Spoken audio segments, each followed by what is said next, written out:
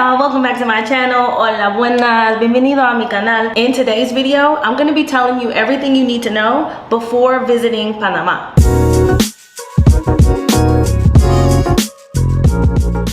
So if you're new here, welcome. If you're not, welcome back. Let me fill you in really quickly. A few months ago, I packed all my things, put them in storage to travel across the world, and Panama is one of my destinations. And since I've been sharing this journey on social media, y'all have had tons of questions and I wrote them all down. So the top 3 questions I've been getting are, is it expensive? Is it safe? And what time of the year should you visit? So I'm gonna go break these down one by one and give you everything from my personal experience in Panama. Number 1, is it expensive? Okay, so the answer to this question is definitely going to be relative based on your personal experience, your finances, and what you qualify as expensive. Based on my experience as an American female traveling abroad, I'm going to give you my breakdown. First things first, hotels versus Airbnbs. The first thing I noticed when I got here is that the hotels and the Airbnbs are pretty similar, and using Airbnb and other sites like Vrbo or some of the sites in Panama, the prices are fairly inexpensive if you're comparing them to American prices. Panama does use the American dollar, so you could get Airbnbs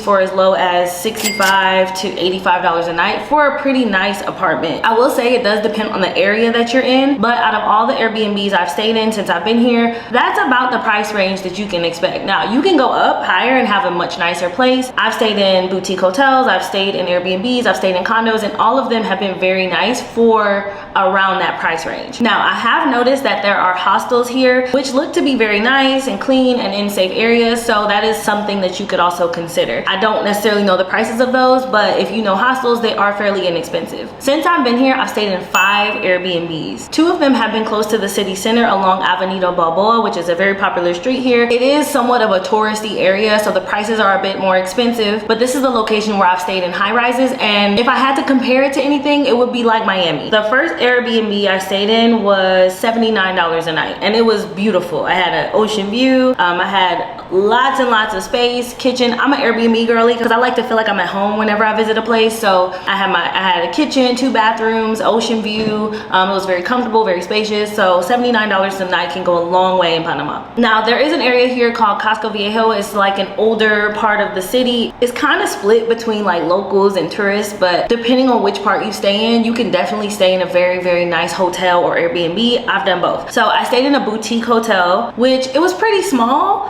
but it was close to everything, very nice. And let me see how much I paid for that. $44 a night. So like, you could definitely find a place to stay here that is very inexpensive, very nice, and in a nice area. Now, the nicest Airbnb I've stayed in since I've been here was lightweight in the trap. Let's just say gentrification is real. Beautiful, beautiful condo, 2 bedroom, 2.5 baths, spiral staircase, full kitchen, like washer and dryer, everything, you name it. Like right around the corner is people just hanging out on the street. Granted, like the center area, like the, what do you call it? Like the Santa Ana Plaza.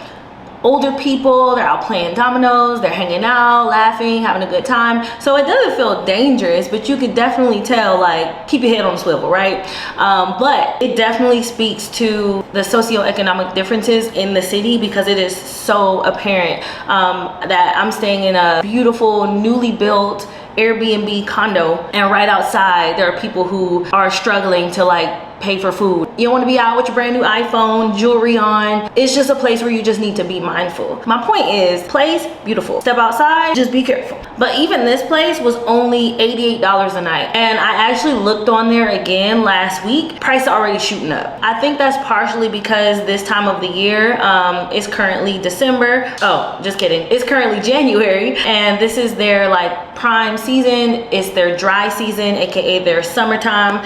And so a lot of people are trying to escape the cold and come to a warmer climate. We'll talk about this a little bit more in part 2, but that's just to give you an idea of how prices can fluctuate based on the time of the year. Now, the next Airbnb I stayed in was near a part of the city called Caledonia, which if you tell a local that, they're gonna be like, I don't know if you should go over there. I was like right on the cusp of like, if you step on this side of the street, it might not be so great, but you good in this little pocket. And so the Airbnb was very centrally located. It wasn't the nicest, honestly, and that's the thing, you have to do your research on some of these Airbnbs and hotels. Like, try to look around the area that it's in, read the reviews, because I would have thought this Airbnb was like in a nicer location, but it wasn't, and it still wasn't terrible. Like, it was clean. You could definitely hear through the walls. But I felt safe, and it was good for a transition while I found another Airbnb. So I think I paid like $49 for that one, but I felt like for what I was paying, I could have got a nicer one, so I switched to Airbnbs. And then the Airbnb I'm at now, beautiful. It's in the Marbella area, which is like kind of like a corporate district. There are a lot of condos, lots of tourists. You can tell people work 9 to 5s a lot here because you see everybody walking around in like corporate attire. I'm only paying $50 a night to stay here.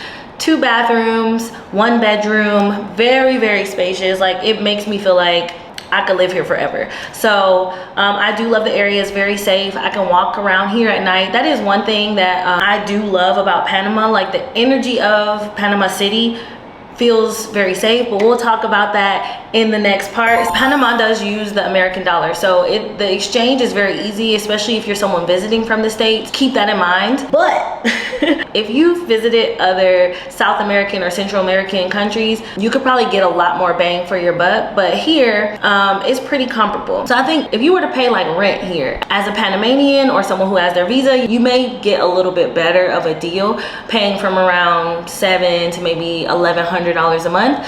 But if not, or if you don't do your research, you could easily pay between $1,200 to $1,500 for rent, depending on where you're living. But if you're using the dollar, the currency exchange is very convenient. So that is a perk. Now, if you're the type that doesn't really like to go outside of the touristy areas, you're probably gonna be paying a lot more money to live in and experience Panama City. For example, I can go downstairs. There's a pizza shop right around the corner. The pizza is probably gonna cost me about $8 to $12. If I walk up the street to a little bit more of a local area, I can get a full 14-inch pizza for $3.99, and it is amazing. In case you need an example, like Leonardo's has me in a chokehold. This pizza is $4. Another example, there's a grocery store that's kind of similar to like Whole Foods or Trader Joe's down the street, and you're definitely going to be paying pretty much American prices, if not more. But if I walk around the corner or go to Costco Viejo, I can go to one of the like bigger, more fresh markets. I'm probably going to pay little to nothing for the produce, fresh meat, fresh fish, and I could probably walk out of there with a week's worth of groceries for like $60. So I highly recommend that if you visit, to not just stay trapped in the tourist areas, but to get outside a little bit. Even if you're in the center city, like, still explore outside of the main tourist areas, and your dollar can go a lot further. Plus, you'll truly get to experience the culture of Panama City. Now, flights. Okay, so when I first booked a flight to come to Panama City, I flew from Atlanta Airport. If you know, Atlanta's airport is huge. There's flights going in and out every day, all day, to everywhere. So the price was pretty inexpensive. I bought a one-way ticket. I think my ticket was like $150 one way, which wasn't bad. But when I went home to go visit my mom in Ohio and I tried to fly back directly from Ohio, my ticket was like $300 one way. So it definitely matters what airport you're flying out of and what time of the year you're flying. Because when I flew back here, it was right before New Year's, so I could tell Airbnb prices were high, flights were high. So you probably will have a different experience trying to get a flight in a less busy time of the year and from a bigger airport.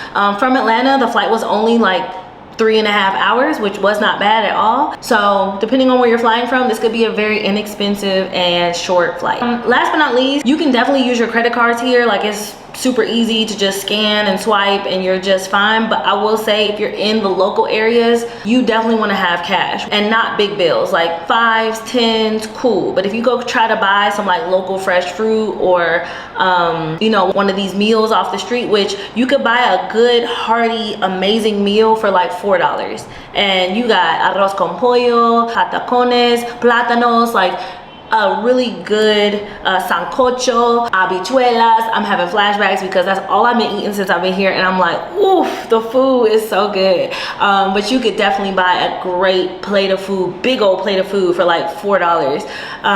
And in a lot of those local places, they might not have a card reader, or they might not have enough change to break your big bills. So definitely make sure you keep some cash on you. That's just smart anyway, just if you're traveling, but you know, have some cash cash, but you can use your cards while you're here. So hopefully that helped you get a better understanding of like cost of living in Panama City. Again, this has just been my personal experience. I'm not Panamanian. I haven't lived here before. This is my first time visiting this country, but I've had such an amazing experience since I've been here. So those are just some little tidbits on the cost to live in and or experience Panama City from my perspective. Oh, and La Diez whole drink menu is like $1.70. Chicken wings, cheeseburgers, like for like $3, $4. So if you're ever in Panama City, La Diez is La and then the number 10. You will not be disappointed, okay? You can get the queso pa margarita. That's been my favorite. Queso pa is like a saying here, like what's up, what's going on?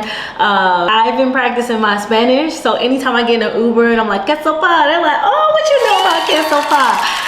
So I love that. But anyway, that's it on part 1 of what to expect when visiting Panama City. So make sure you like and subscribe and go ahead and watch part 2 so you can get even more detail on what to expect and what you need to know before visiting Panama City.